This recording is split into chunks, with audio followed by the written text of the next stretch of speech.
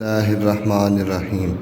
نبی کریم صلی اللہ علیہ وآلہ وسلم نے منافقین کے بارے میں فرمایا، قیامت کے دن سب سے بدترین عذاب منافقین کو ہوگا، کیونکہ ان کا ظاہر اور باطن مختلف ہوتا ہے۔ قرآن پاک میں اللہ تعالیٰ نے بھی منافقین کے لیے شدید عذاب کا ذکر کیا ہے۔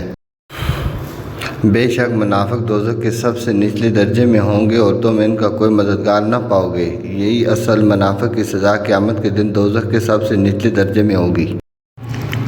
نبی اکرم صلی اللہ علیہ وآلہ وسلم نے حاسدین کے بارے میں فرمایا، حسد نیکیوں کو اس طرح کھا جاتا ہے جیسے آگ لکڑی کو کھا جاتی ہے، یعنی حسد کرنے والے کی نیکیاں ضائع ہو جاتی ہیں اور وہ اپنے اعمال کا ثواب کھو بیٹھتا ہے۔ قرآن مجید میں بھی حسد کی مذمت کی گئی ہے اور اس سے پناہ مانگنے کی تلقین کی ہے، اور حسد کرنے والے کے شر سے جب وہ حسد کرے۔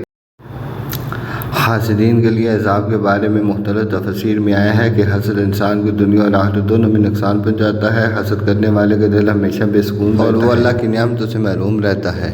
اس طرح حاسدین کے بارے میں نبی اکرم صلی اللہ علیہ وآلہ وسلم اور قرآن پاک دونوں نے حسد کی مذمت کی ہے اور اس کے انجام کو خطرناک قرار دیا ہے۔